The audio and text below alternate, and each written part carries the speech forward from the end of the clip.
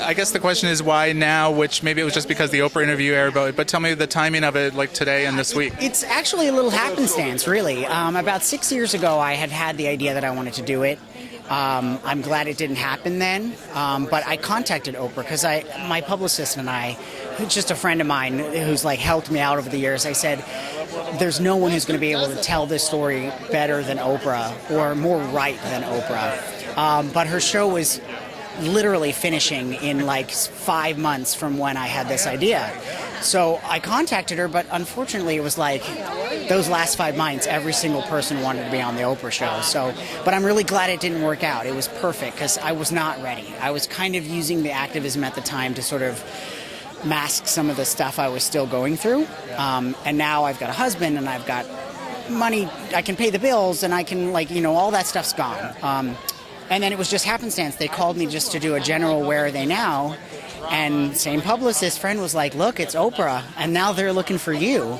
So I decided to do it. It's funny, in 2015, some people don't think HIV and AIDS is a problem anymore. A lot of people are very aware, but there's still a lot of educating to do, especially young people, but also older people. What do you think? All of the above. I think people are totally wrong in that sense.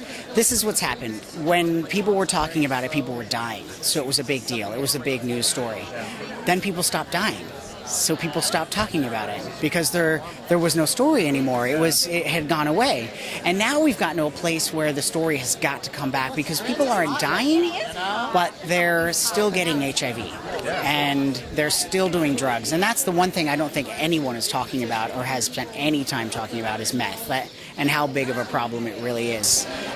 It's so community focused now that the stigma surrounding both of them is so severe still for everyone, even the young kids, that nobody really wants to talk about it. Nobody wants to take that step and sort of do that, have that conversation.